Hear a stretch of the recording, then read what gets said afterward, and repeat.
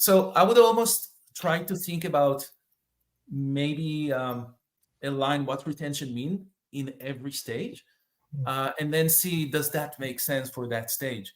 Now, in addition to that, I mentioned before, the aha moment. So how can I get them faster to that aha moment? And if I can test first what aha moment means, that creates that value to the users, and I can then have this as a key indicator for people to try to get to that aha moment, and then maybe even to show that after the aha moment, the retention is growing. So people that saw the aha moment will retain more than people that didn't see the aha moment. This could be good ways for me to start tracking that and see how I can apply means in the product to get them faster to that. Welcome, everybody. Thank you so much for your patience. It's the holiday season here in the United States. I'm coming to you live from Austin, Texas. My name is Martin Martinez, head of all our programs here in Texas at the Founder Institute. Also serve as our entrepreneur in residence for Founder Institute Global. I've been doing these events for a number of years. I'm actually back in the saddle. I've been off for a little bit of time, so I'm excited to be back. Thank you again for your patience. I know y'all been anxiously waiting for this event about building a product-driven go-to-market strategy with our friends over at RootQuotient. We're going to dive right in right now. I know y'all been anxiously waiting. I'm so glad that y'all stuck around with us. Get our friend Moshe up. There he is. How we doing, amigo? Hello, how are you? Finally, I got over all of those technical issues that I had. Oh, the crowd has been anxiously waiting, but I'm so sorry for that. Not a minute too soon, my friend. I will let you take it from here. The hour is yours. I'll be hanging back. You're going to see me audience disappear into the ether, but please check out that chat. Ask those questions. I'll be back up towards the end of the hour so that we can get through those. Yeah, we definitely want to have time for Q&A, so I will try to keep it for around half an hour and then Q&A at the end. I just want to make sure, do you see my presentation? Yes? Okay, because for some reason I don't see it. I do see the chat, I do see myself, but I don't see the presentation on the app here, so I just want to make sure everyone do see my presentation. Perfect. Yeah, let's make sure we get that up going for you. For sure. No worries. Yeah. No worries. Okay, good. Because I know sometimes I've been in situations where people were talking, and then like, where is the presentation exactly? Yeah. So I want to make sure everyone do see that. Perfect. So let's start. So today we are going to talk about how to build product-driven go-to-market strategy. Hey, Moshe, let's stop real quick. I think we might be still needing to get those slides up for you, my friend. So let's get that going, and then I'll let you know when we get it up for everybody. Yeah, the audience loves seeing your face, but they also want to see those slides. Yeah. Now they are shared. I do see that they're shared. Yeah. Let's see. We are. Let's make sure. There we go. All right, everybody. I'm going to hang out backstage. I'll be back up later. We got you, everybody. Okay, all this thumbs up are going. Thanks, y'all. Now we're in business. Perfect.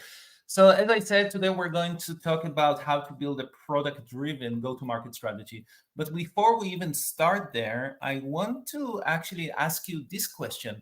When I say what go-to-market, what comes to your mind when you think about go-to-market? I want you to write it down in the chat, and I'm going to start looking at the chat to see what are the things that come to mind for you. Selling to customers, good. What else? Get first users, expanding the market size, the launch, iterative process, amazing. First approach to market for product market fit. Oh, there is a lot of text over there. I cannot read it so fast, so that it's okay. It's good. It means that everyone has some thoughts about it. Feedback from potential ones, selling products to retail, product launch, sales strategy, conversion. Amazing. So there is a lot of good stuff over here, and I want to keep thinking about it as we go through this presentation, because there is some misconceptions about go-to-market and some things that we really want to focus on. But before I start with that, let me just quickly introduce myself, because I'm sure that there was some introduction before, but I couldn't hear anything. So just quickly, so my name is Moshe Mikanovsky, and I am product director at RootQuotient. At RootQuotient, we help our customers strategize, build, and scale better digital products. We have done it for over 5 years. We've built hundreds of solutions for our clients. Our team is over 150 people right now in more than 5 business domains. And you can see some of the logos of the customers that we help. Personally, I've been building digital products for over 3 decades. So I've done a lot of many different things with many different technologies. That's about it. So now let's dive in a bit into go-to-market. So you all put like great thoughts about here about what product, what go-to-market might mean. But I first want to get into a bit some of the misconceptions even in go-to-market, because some of us, when we think about go-to-market, we only think about the marketing. So we only think, how do we get to our clients? How they will know about us? Or we think about the sales strategy. So how we're going to sell it, what are going to be the channels through which we're going to find our users or get them to buy our product. We think about it as a one-time exercise, but someone did mention over there that it's iterative. So that's actually right. It's not just a one-time thing. It's also not just for startups. Every company in every level of its existence and in every level of the product needs to have some type of go-to-market strategy, even between different features or between changes to the product. So there are two big types of, or two main types of go-to-market strategies. One of them is the sales-driven, and the other one is the tech-driven. The sales-driven is where we have a lot of sales efforts to get the product out there and to find more clients and more clients. The tech-driven is more where we have a specific technology that is very, either it's trendy like AI these days, or it's technology we know very well, or we really develop this even as research and development, and we want to create some products with that technology. But there are some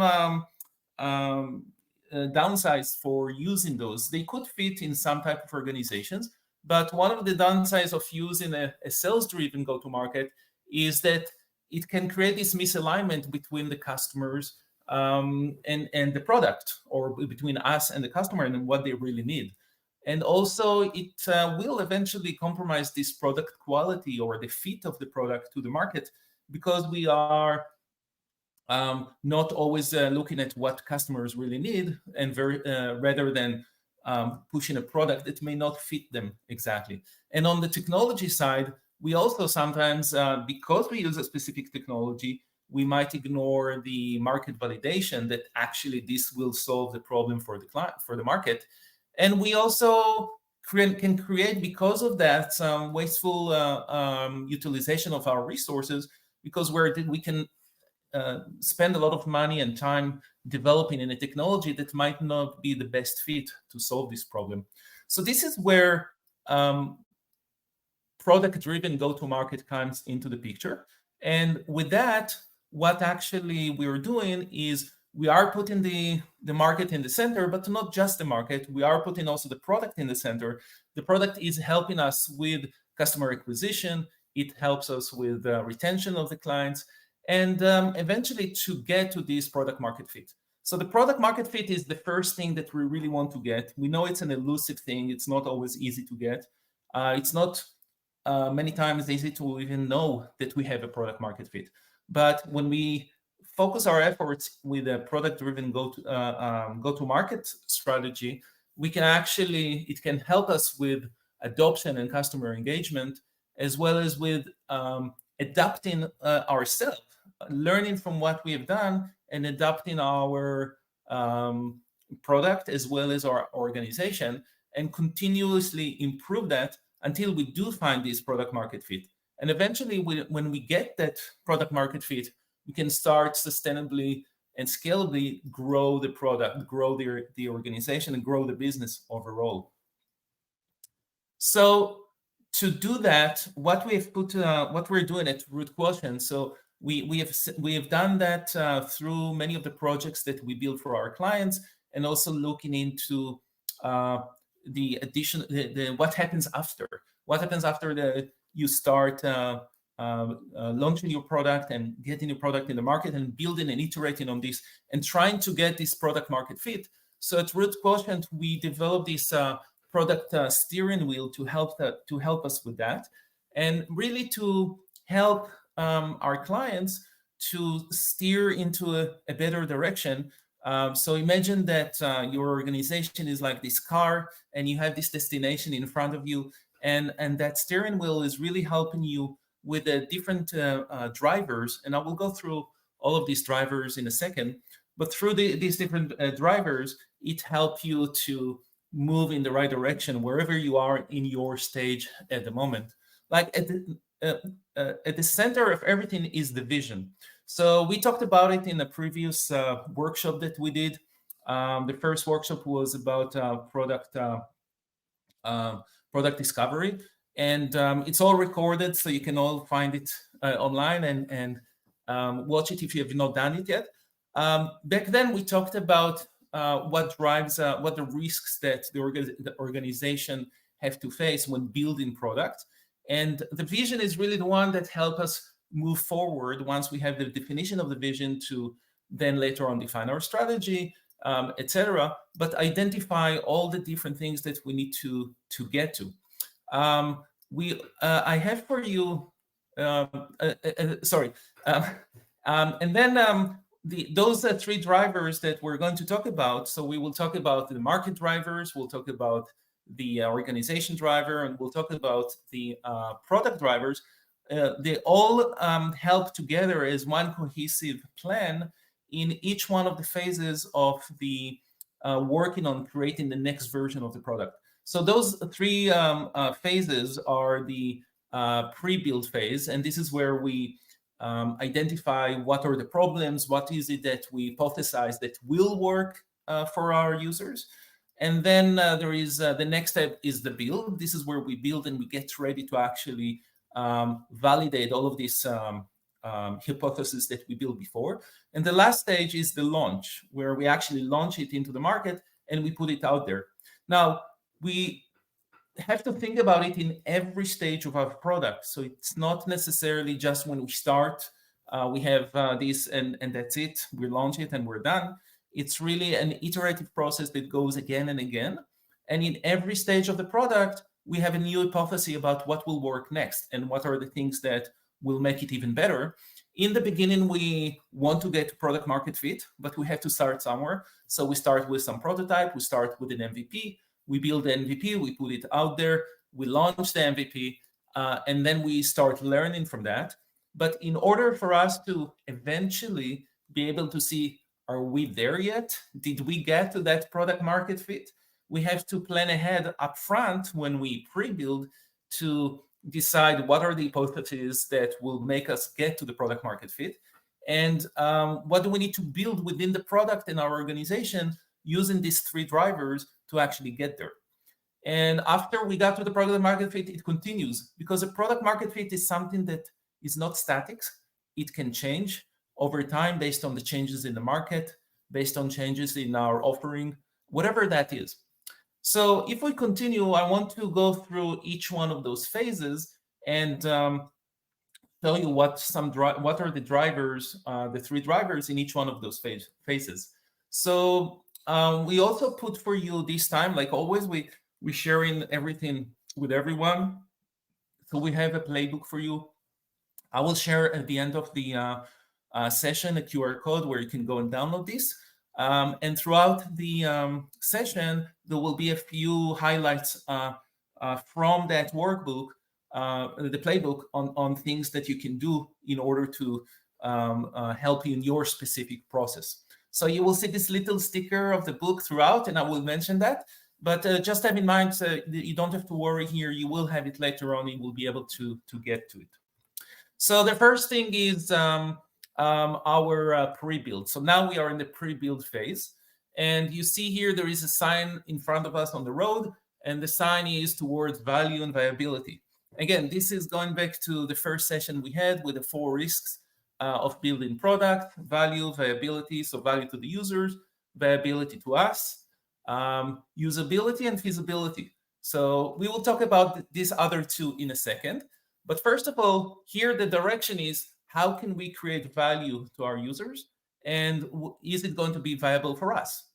So when we look into the market drivers here, the market is basically our users, and then a segment of that in the market. So we have to understand the segmentation that we're going to build for. What is their pain points? So understanding what exactly we're trying to solve here, what is the real problem, and then what might be resistance that they might don't want to switch to our product. So there are many products out there that provide a lot of value, but sometimes it's hard for people to move from one product to another. There could be resistance, like it's too expensive for them to move. They already spend their time or money on a specific product. Another one could be they just don't want to change. So I can tell you from personal perspective, whenever someone is trying to get me to maybe use an Android, I'm like, that's not for me because I'm an Apple person. We're getting attached very quickly sometimes to products that we like, and if there is a new product in the market, and we are now on this other side, we are the one trying to sell this product in the market. How do we make it more convincible for our users, the market, that they will be able to change or they will want to change to us? So those are drivers from market perspective.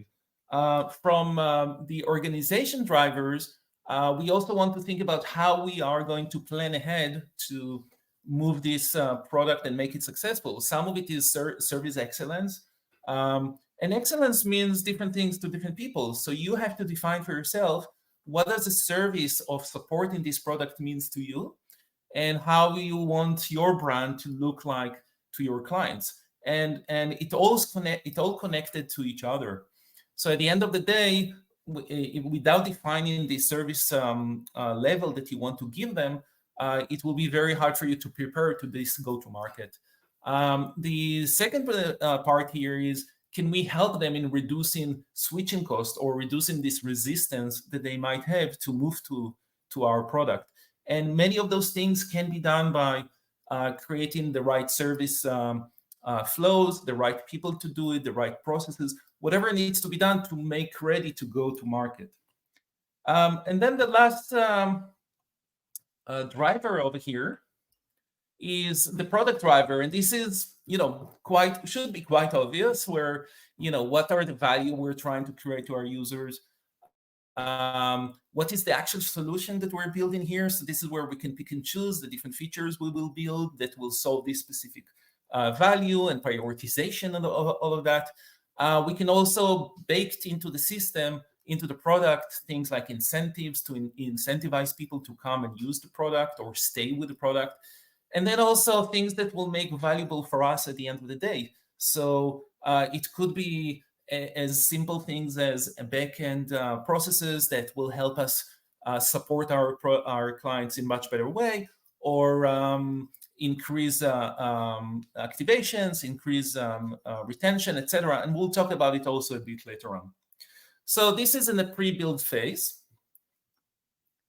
And if I'm moving forward, before I get to the next phase, in the handbook, we have this product market fit assumption canvas. So it's a small canvas, it's one pager that give you all of these specific questions and directions, so you can fill it in and you can identify how do you define your assumptions for your product market fit. And they're coming from all of these different drivers. And the idea there is that before you continue into the build, or before you decide what is it that you're going to build and get ready for the build, you want to make sure that you are planning towards getting to your product market fit. And therefore you will be able to build properly towards that, and to also launch properly towards that. Now, again, product market fit is not just for your first product launch or for your first product that you're trying to see if there is a good fit. It's actually for every new big feature that you're adding that might change, could change sometimes radically how your clients will see your product, whether they will like it or not, and whether you're still having that fit in there. So it's always important to actually think about, do we still have product market fit or not? Okay, so next we're moving into the build phase. And in the build phase, this is where we're actually building it and making it ready for launch. This is where we are looking at the feasibility and usability. So you see the post sign in the road is to look into that. And this is about, is it feasible for us to build? And we have to make sure we can build the solution we're trying to build to solve this problem and to create the value for the users. We also need to make sure it's usable, so our users will be able to use it. And then to make sure that we can actually support all of that, and then we'll be able to if people getting stuck and it's not usable for them, or they're getting stuck and they need support, we will be there to help them with that. So on the market drivers, we can define here what will make our MVP, what will make the next version, the beyond. So every version, really, what's the next thing that we have to put in there. So our users will find the best value in there. So the V is very important in there. So it's viable for us, but it's valuable for the users as well. And then also, what does it mean to be successful with this specific market? So what will be a KPI like retention, like activations, like time in the application, but you will have to define also your own specific KPIs based on your situations, because it's quite individual for every product and every product market fit. The second thing on the organizational level, we have to be ready for supporting this product. So the first thing is aligning all of our stakeholders and making them ready. So do our marketing department know what is it that we're building, and they know how to market it and create campaigns for that? Do our salespeople know what we're building and they know how to sell it? Et cetera, et cetera, et cetera. So everyone really needs to be aligned to that. And then support readiness. Can we support it? Do we know how to support it? Do we have the right people to support it? Are the things related to this needs to be done manually? And therefore, there needs to be some processes for that to make that happen. So everything related to the support, so we don't just release it to the world and it's just sitting there. So it's not just about people are seeing the product and they use it, but also we can actually help them to use it better. And the last one is the product drivers. And here, this is where we put in our features, the level of quality of the product. The quality can be differ between different versions of the product. MVP, usually, we always said we don't need very, very high level quality, because we might spend too much time on the quality where the value is not there. So the most important thing is to get the value in there. Then things like ease of use, so the user interface, the user interactions, and education material. Education materials, many times we think about creating videos that people can get maybe on our website or things like that. But we can also apply a lot of methods that are baked or part of the product to help us with that. And the next slide, actually, that I want to share with you here, you see this little tree of techniques. We have it also, and it's all spelled out and explained. Each one of those techniques is explained inside the playbook in details. But the idea here, and we used here the pirate matrix of growth. You might be familiar with that for acquisition, activation, retention, referrals, and revenue. And the idea there is to provide you here with many different options for types of mechanisms that can be implemented within the product to actually drive those for you. So in acquisition, for example, yes, you could still do marketing campaigns through social media, through ads, on Google or wherever it is, which is outside of the product. But there are many acquisition ways and methods that you can choose to try and do within the product. So, for example, you can create, freemiums or free trials, so people can actually try the product before they use it. You can entice people to invite their friends or to invite their team members, depends if it's B2B or B2C, to the product, so they will be able to also use it and extend the acquisition to that way. And each one of those areas you see on this tree are actually ways for you that many companies have tried in the past, and some of them are doing quite successfully, to activate users in better ways through the product, retain users through the product, etc., etc. Some of them you might not even have to develop on your own. You could find different third-party products, usually SaaS products, that you can integrate with that already provide these functionalities. So there are some specialty products for that these days, which is really nice, because most of the time all you will have to do is a simple integration between them, and it will give you this additional functionality that then you will create the content. So like onboarding, for example, or in-app messaging in the product to help people understand your product. There is many tools out there that you can use that for. Great. So this is also inside the playbook. And then next, we're going into the launch phase. And the launch phase, this is where you actually put your product out there and you validate all the assumptions that you make, and then you assess where are you, and are you close to product market fit or sustainable product market fit, as you see at the top here in the sign on the road, because that's really where we want to get to with every version of our product. So the driver here for the market driver, is looking at the value we're creating for the users, but also identifying, is there any value issues? So if there are many value issues, so we're not creating value to the users, we're not seeing the users coming back to get this value again, then we have to do something about it. And then also we can look into user behaviors and feedback, and we can analyze what people are actually doing in the product and what people are telling us about the product, or what we see that the behavior of the users. On the organization driver, we want to look at viability to us. So is it viable to us based on what we have done and the way that we release the product, and everything we're learning through the usage of users, but also everything we learn about how we support that, and is it still a viable thing for us to do?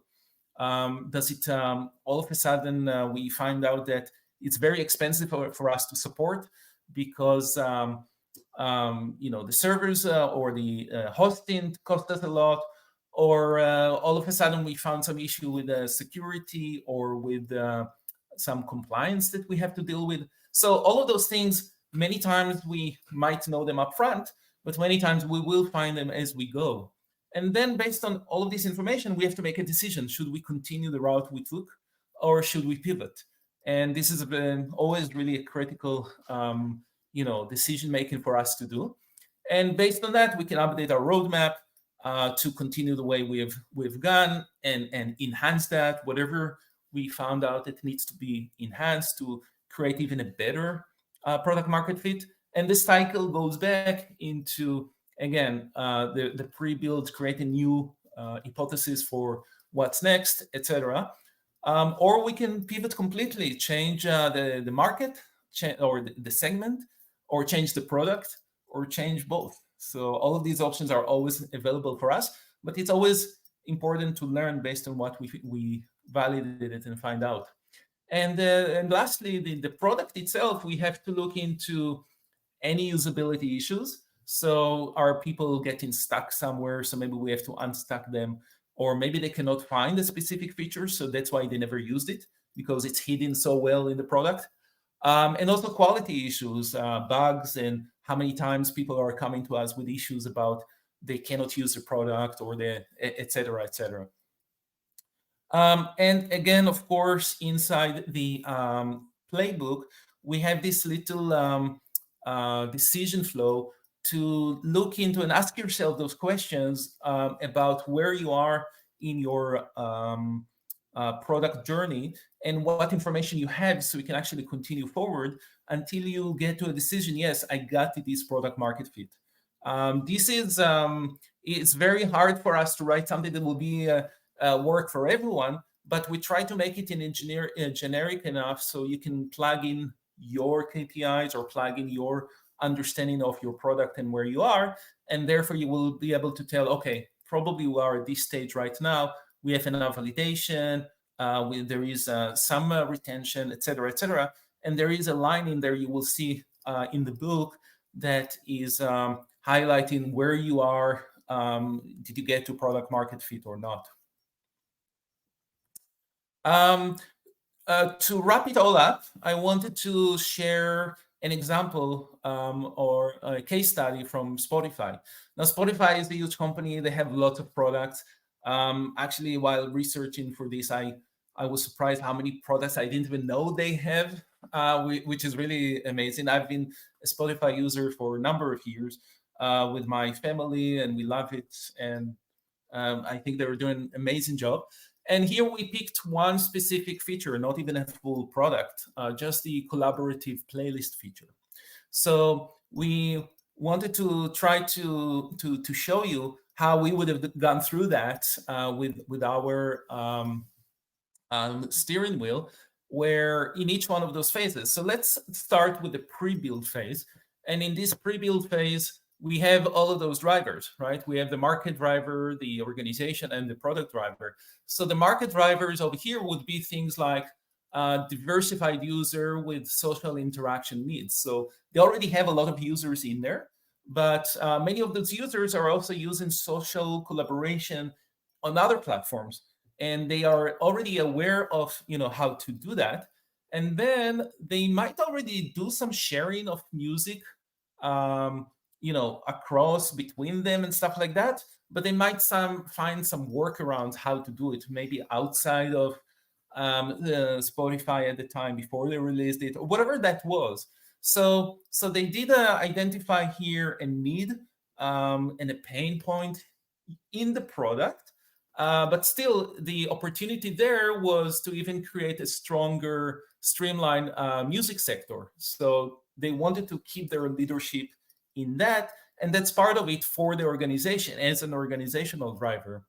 And then from a product driver, once they have, if they include this, or the hypothesis that they would have, if they include these features inside the product, they will boost new music discovery, they will boost engagement and retention, and also even increase stickiness of the product because then it will reduce people from moving to other competing services.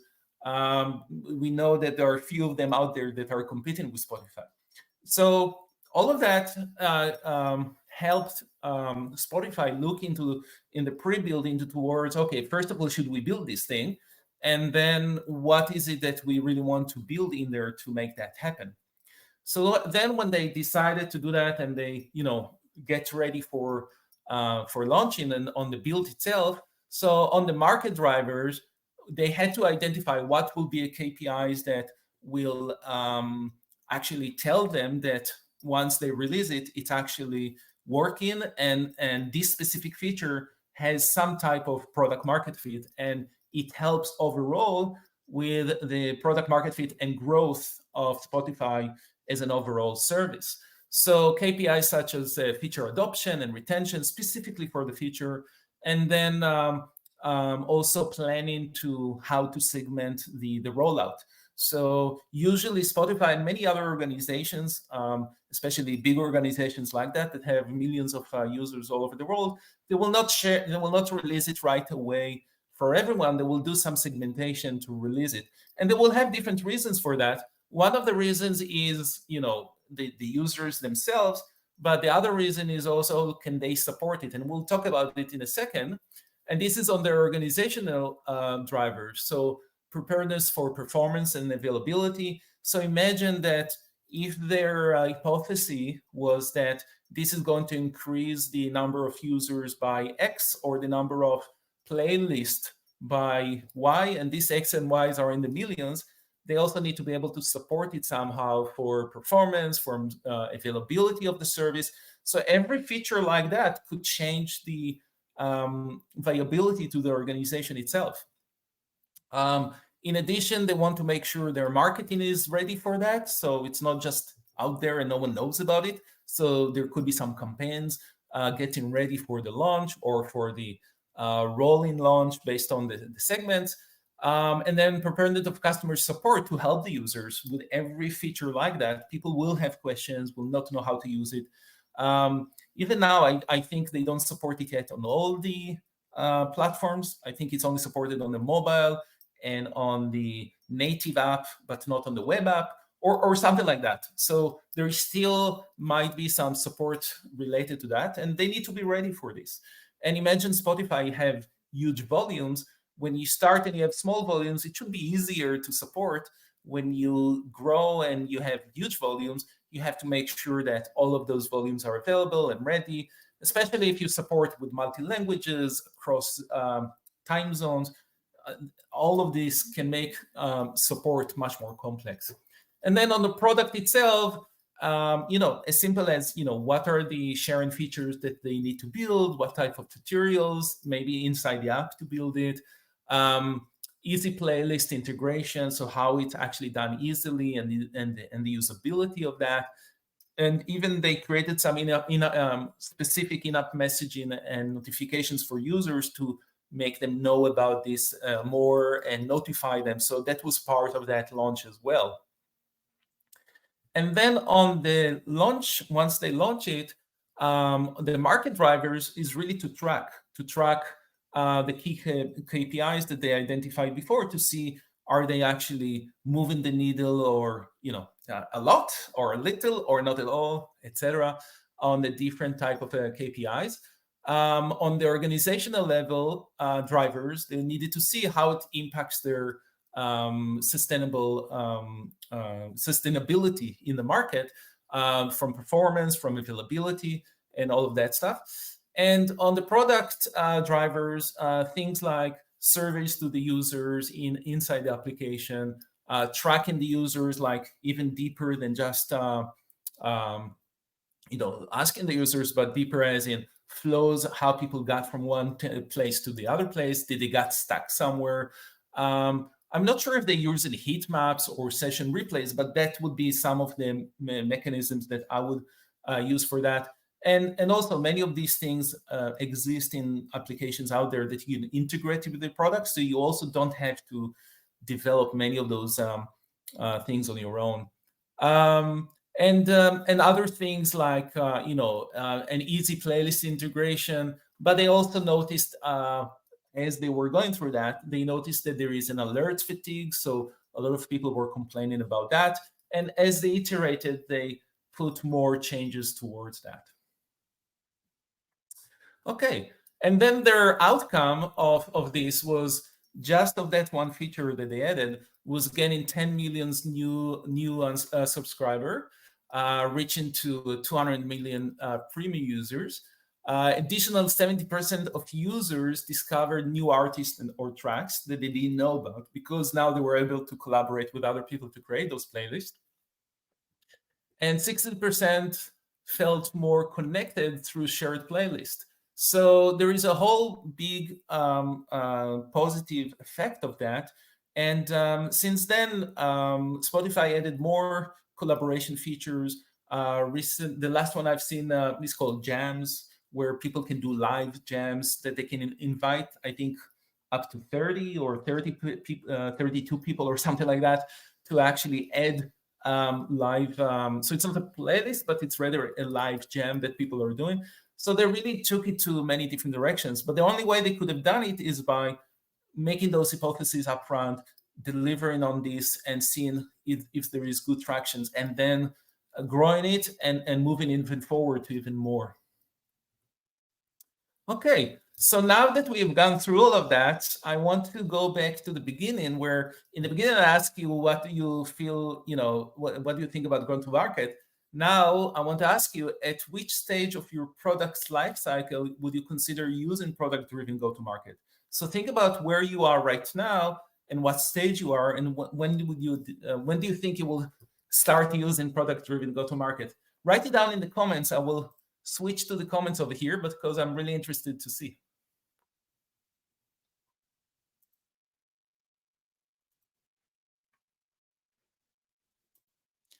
Let's see. Right now, amazing. Isabel wrote right now. Yeah, I would say that should be the answer for everything. Before even starting to build, very good. I'm using go-to-market page phasing. Okay, this went a bit up. Okay, I don't know why I have this. Okay. Here, I need to make it right after market validation. Okay, yeah, market is really part of this. So you definitely want to validate right before prototype.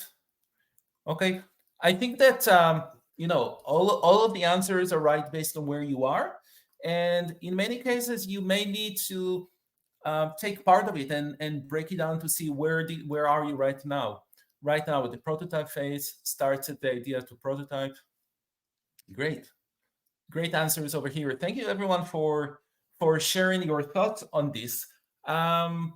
So last but not least, I promised you in the beginning that I will have a QR code for you. And people coming. Great, amazing. I love how everyone is sharing their thoughts on this one before the founder gets too excited. That's a good one as well. I like that. But some of it is really about, we're saying don't fall in love with the solution, fall in love with the problem. So sometimes when you get too excited is when you think you have the right solution for that. But I love that. Prototype to MVP, amazing. That's great. I hope I will have access to all of this chat after, because I would love to read all of them. It was so fast going up. So as I said, last but not least, I do want to share with you the QR code. Is it the next slide? What is going on here? Why can't, I don't know why it doesn't move to the next slide. I have one more slide, I promise. But for some reason, it doesn't. Today and those technical issues, I'm like, what is going on? Okay. Come on. Okay, maybe I will try to stop sharing here and then I will share again. I do want you to get this QR code. Then screen sharing. Yeah, I'll stop my share and then see if now you can only see me, right? And then, you know what? Something happened to my presentation here because I cannot go back either. So I don't know if it's the presentation or it's the share. And first of all, we can put the the link in the comments. So I think that we sent you the link earlier, and maybe we can just put the link in there. Let me try to share again. Okay.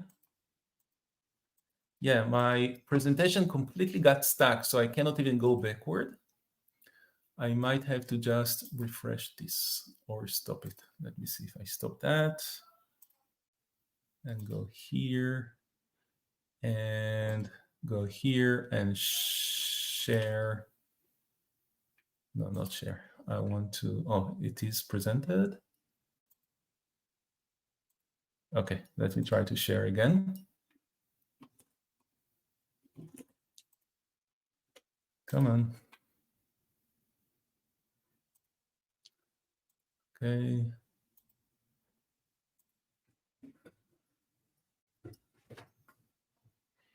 Okay.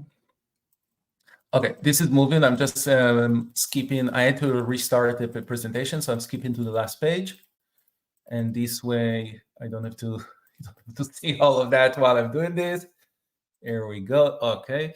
And then I'm going to share this page. And here we go. Okay.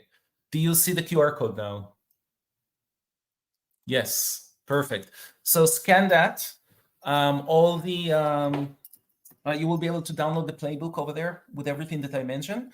Also, you have here some links to RootQuotient website and to our LinkedIn and my LinkedIn and our podcast Beyond Product. Please feel free to connect with us and connect with me. I also have on the Founder Institute office hours. So if you can find time on my office hours, they're quite limited, but I'm trying to add more. Hopefully more in the new year. So I can also have more one-on-ones with you. And let's open it up to questions. How much time do we have, Martin?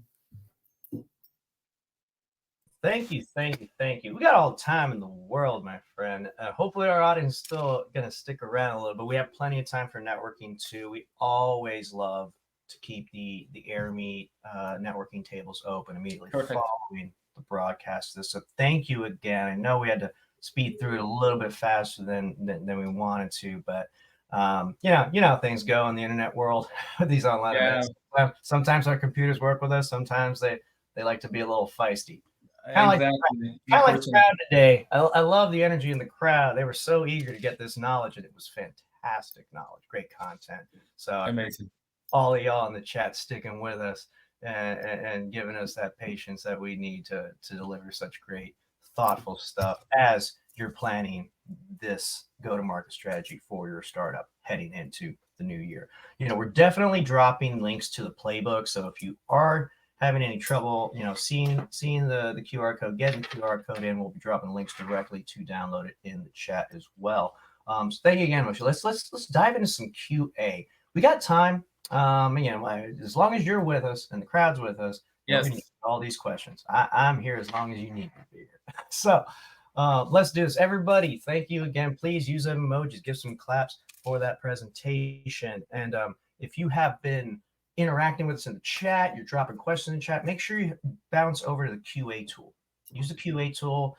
There's upvote mechanisms in the QA tool that we can surface some of the most relevant, pressing questions that maybe all of you have. Some of you might have specific questions. If something directly about your startup, I would encourage you all to stick around, drop into some of the RootQuotient tables, meet with some of the team, and get some of those more refined, direct questions about your specific issues with the RootQuotient team as well, and they can be more thorough in kind of the answers. So we're hopeful that some of the questions that we're going to ask right here are going to be relevant for the whole room, and it looks like we got a lot. So I'm going to do a quick refresh and see what we have.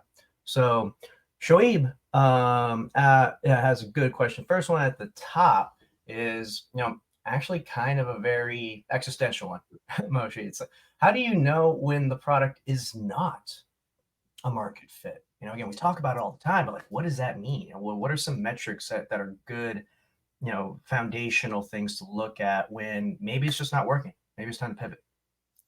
Yes, this is a good question. So usually you want to find signals that will show you there is a market fit, and that's where you fit it with your initial assumptions, etc.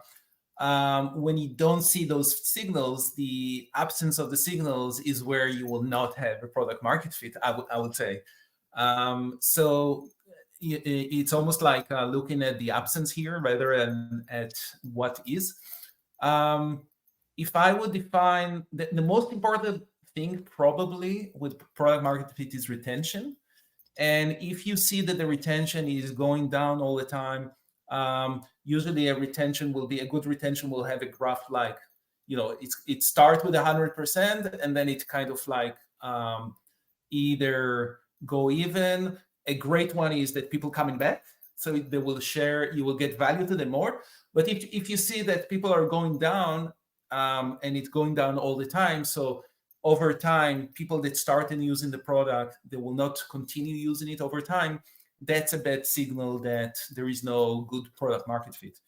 There are, of course, other things that you have to measure that based on your product. But and retention is sometimes not easy. Depends on the sector, depends on the type of product, depends on whether it is a one-time thing they do or it's an ongoing thing that they get value from. But that's usually what I will look for. Awesome. Awesome. And let's actually double down on that, because the subsequent question right after is, as you're building your roadmap, what are some good tools or techniques that you're using to keep track of that, manage that, right? And this comes from Alex. Yeah. So to keep track of the roadmap, or to keep track of I would assume to keep track of your KPIs. I would say a little bit of both. Alex is asking mostly just on how you keep track of the roadmap, but to tie in with the previous question, how are you also, what are some tools, maybe same tools to help manage all, right? Yeah, the reason I'm more leaning towards the second one, because roadmaps are changing all the time. Roadmaps are not something that is set in stone and that's it. You have to deliver your roadmap, and if not, something bad is going to happen. The idea there is really to see what are the current hypotheses that you have, what is the current vision that you have for the future, and based on that, to try to see how do you get this value to the specific market that you're creating, or that you're catering for, or that you're trying to sell to. So keeping track of the roadmap is not, you have a plan, you have to keep with the plan, but the more often that you release something, the more often you will get feedback to show you, yes, I should continue with a roadmap or not. And if you get early signals that everything you're doing is not working, and it's probably, and if you analyze it properly, you will see that it's not just you, but it's also the market. And it's you've done everything in your power to do the right things, but the market doesn't respond, etc. Then you should pivot earlier than wait until the roadmap is done, right? So I would say, be able to release as often as possible. So shorten those cycles, shorten the cycle time. On the tracking of the KPIs, so there are tools out there that, as I mentioned, that could be integrated within your product. I would, start with maybe simple tools, but evolve over time to the more sophisticated one, because they also cost more money, the more sophisticated ones. So tools like Pendo, Amplitude, Mixpanel, Heap, they're some of the leaders in the market. They do have versions for startups. So they do have versions where you can start with low number of users. And if in the beginning you don't have a lot of users, it's fine. It will still work, and you may not have to pay a lot for that, or it might be even free. But the important thing is that you start tracking how people are using the product, the step they're taking in there, and associate that with your KPIs. And so if some of the steps are related to specific places where you want them to get to see the aha moment, or to see the value in the product, do they actually get there? And are there any spots in the product that are getting people are getting stuck and they're not getting to that aha moment? So there is a lot of things. You have to plan it ahead, and that's what in the pre-build is the planning of how am I going to actually measure those things inside the product. Got it. All right. Very, very useful. And I think that ties in with another question. It's just, if it's not working, you keep trying new channels. So it seems like that's an obvious yes. So let's keep going, because that answers another question that comes in. There's another question coming in here from Mark Johnson. Is how do you pick a PLG or an SLG or even hybrid go-to-market based on startup maturity? I don't think you pick it up, and I assume when he says SLG, it's been sales-led growth, or PLG. Now, on purpose, I didn't talk about PLG, because PLG are specific methods that work for some type of products. It doesn't work for every product. And they work mostly for B2B, and they work mostly in places where the functionality is quite uh, easy to learn and very useful to a lot of people in small scale, and then they can help you scale it internally. I think that picking SLG versus PLG versus anything else really, at the end of the day, goes into the alignment of everyone in the organization.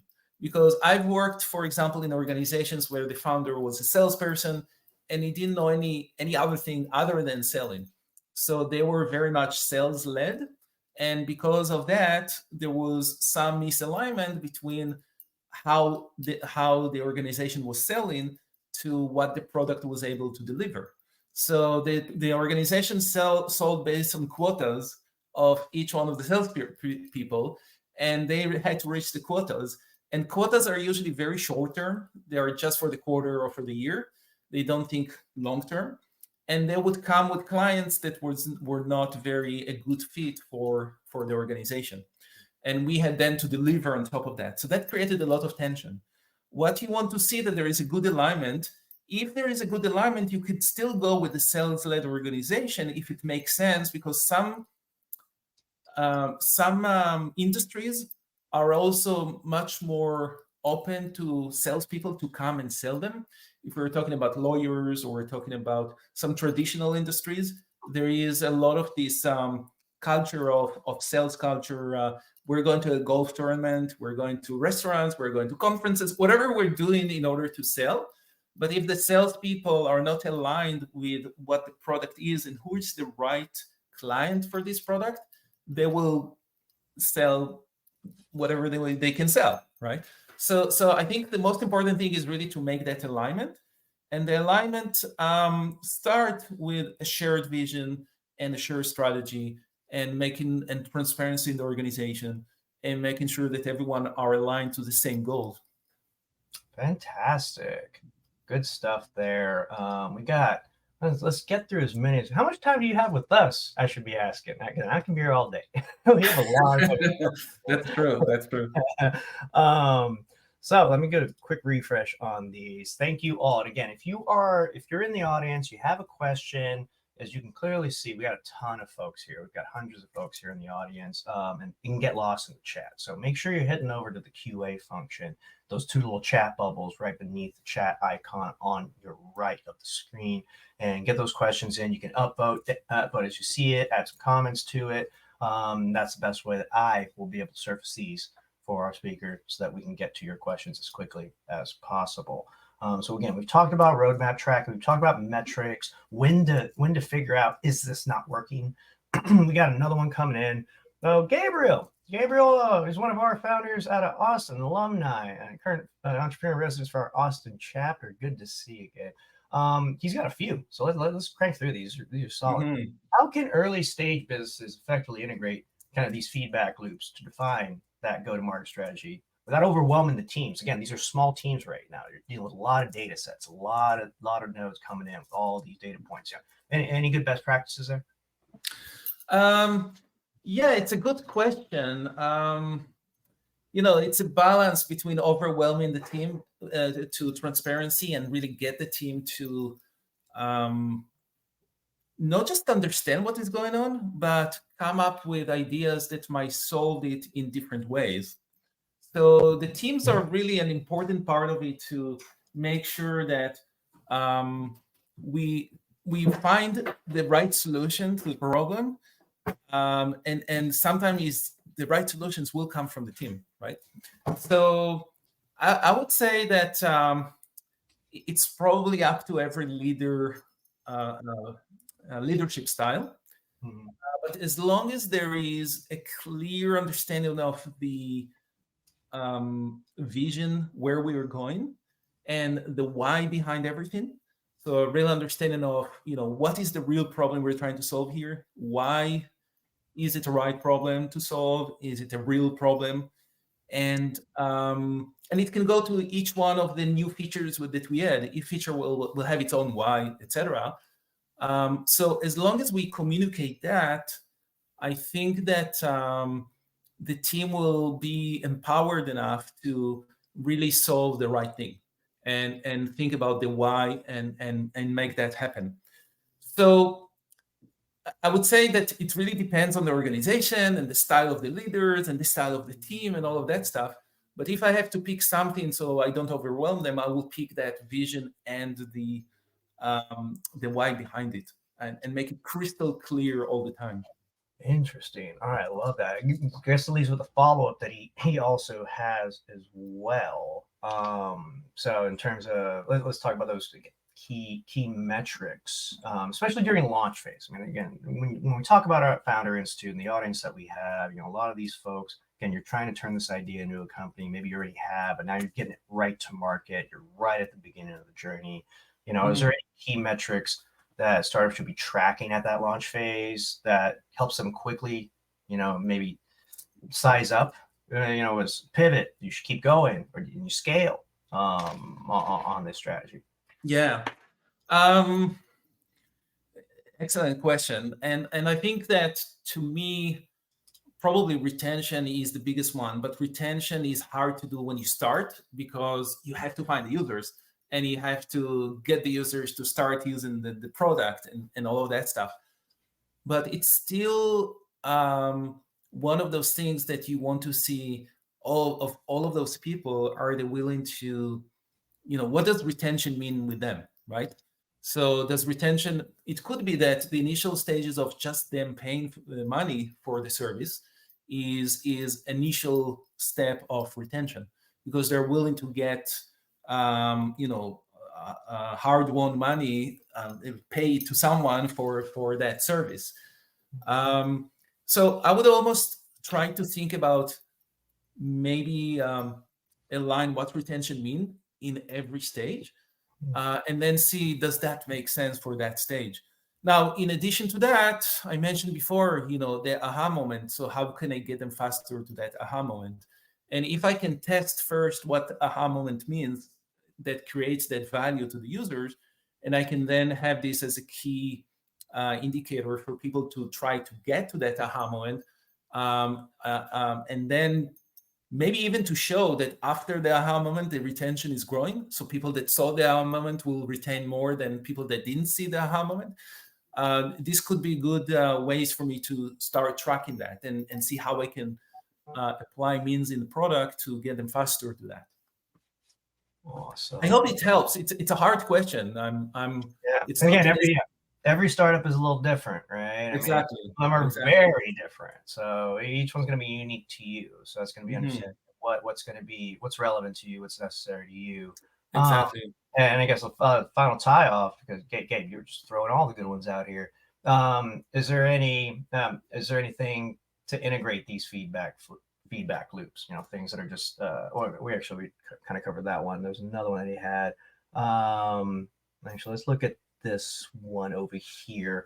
Customer service, right? Is there any? So we had a question coming in from the chat that our HQ kind of put in there. Any thoughts about the stage of involvement with customer service helps with this too, to kind of build on this piece? Question from RWAB, right? Well, customer service is a really important thing that I've seen many startup founders neglect in the beginning, or keep it to a later time. Sometimes for good reasons. I'm not saying that you always have to have customer service right away, but it is definitely one of those things that you can balance between what you are going to include in the product and what can be done as a service. And customer service can fall under that. Maybe, people can define customer service in different ways, whether then it's reactive or like customer support or proactive. There is customer success these days. And customer service also, I think in retail means different things than in B2B, for example. But overall, when I'm thinking about servicing my clients and making sure that they are successful, there could be things that are less important to do right now in the product. Let's say in early stages, maybe you don't need to do payments, automatic payments, or any type of payments through the product, and it's all gone through customer service. So it depends on the volumes that you have of users, and developing these things. Even though these days it's much easier than it used to be. Many of us old timers can say how long it took us to develop payment systems inside the product because we didn't have those services available out there.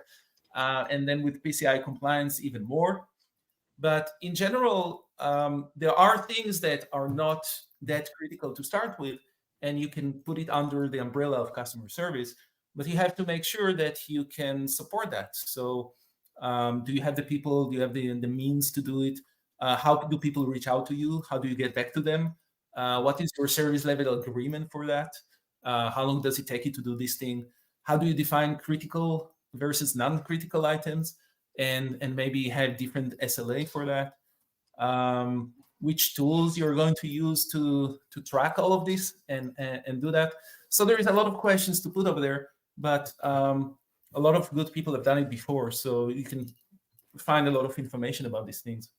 Awesome. And again, I want to make sure we're respectful of your time, and the RootQuotient team time, and I want to make sure you all have time to sit at those tables, because I know I feel like the audience is itching to kind of just meet y'all more intimately. But I do want to get through a couple more questions, and then we'll disappear into the ether. Y'all can do all the networking stuff. That sound good? Yeah. So maybe two more here. Actually, there's a great one from Alex that came in a minute ago. That Alex working on a primary business B2B, but it depends on a B2C segment. So this might be a marketplace kind of thing. When you have two different kind of endpoints, especially it's double-sided, how do you determine product market fit to both of these verticals when you got two things kind of running simultaneously that might have different needs, different expectations? Yeah, that's a very good question, because many times marketplaces is like chicken and the egg. If you don't have enough providers, and you bring buyers into the market, or consumers, whatever it is, and there is not enough, they will just see, oh, there isn't enough here, and they will leave. And then on the other end, if you have a lot of sellers and you don't have enough buyers, they will be like, what are we doing over here? We're just wasting our time over here. So it is definitely a very interesting question. I think it goes hand in hand together, that the product market fit is that you have enough retention of both. So what is a retention of buyers that are willing to stay, to come back and buy some more, or come back to the marketplace? And what is the retention of the sellers that are willing to stay there and sell? Now, when you start, you might need to give a lot of incitements to the sellers to be there, especially if they're already selling somewhere else. So if they have if it's a marketplace that is not unique, but there are similar marketplaces like that, then how do you incentivize them to come in and also be here? Many marketplaces will do it for free in the beginning, to create traction over there. But then you also need to see, where do you bring the buyers from? I'm using seller and buyer, but this is just for convenience. It could be whatever the two sides of the marketplace is. And this retention over time probably will have to measure for both of them. It will be interesting to see over time, if you have retention for one, does it already predict the retention for the other or not? I'm not really sure. I would be interested to maybe look at other marketplaces and see how they grew, and to understand those numbers. Does it mean one means the other or not? Or it could be very unique for each one of those situations. Got it. Awesome. Let's wrap it up with one last one, because again, what I've been hearing a lot about, adoption in the beginning, and then retention after the fact, right? We'll close it out. Gabriel, we got one more, and then again, we'll kick it over those networking tables, right? Yes, let's do it. Thank you all for joining us again. Thank you to the RootQuotient team. Thank you to my HQ team behind the scenes making all this happen, and Absolutely. for all of you joining the event. Gabriel, so again, we're taking adoption and retention, right? Is there Is there a way to identify and maybe leverage those natural growth levers to maybe it's virality, maybe it's network effect? Is there anything you recommend to increase adoption and then stabilize that retention, increase retention? Yeah, listen, at the end of the day, it's really about value to the users. So if you're not creating value to the users, you will not retain them, even if you were successful in adopting. So someone saw it, they thought, oh, this will be a great product to use, I will try it. They signed up, but then they didn't see the value in it over time and they dropped, right? So it doesn't really matter what strategy you're using to really adopt them or to find them, to acquire them in the first place. Network effect is usually an acquisition strategy because the content that people are creating will entice them to bring other people to see this content. So they are kind of telling other people, come and see my content in this platform or in this place or whatever that is, right? But even if they bring those people as acquisition, and those people maybe will consume their content, but those people don't see any value either in this content anymore because you're still relying on your users, the content creators, to create that content, to create this effect, the network effect. Then the newcomers will, drop. Or if they just came for you, would they come for other content creators, right? So think about like a product like Medium or like what's the name? I forgot the name right now. The one. Yeah, I don't have the name of the product, but something like Medium that you have to usually you have a few free ones and then you pay, to continue reading for a specific author, right, or a specific person in there.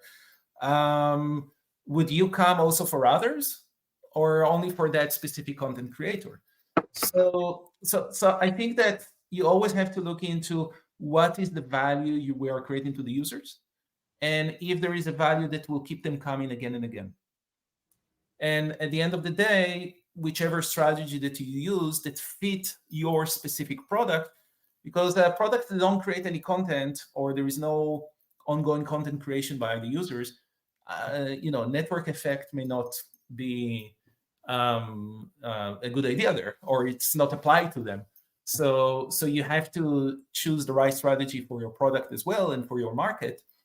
But then if you don't create value for them on an ongoing basis, they will just leave, and so the retention will go down. Awesome. I think that's a great place to leave it. So yeah, we're hitting up at the half-hour mark.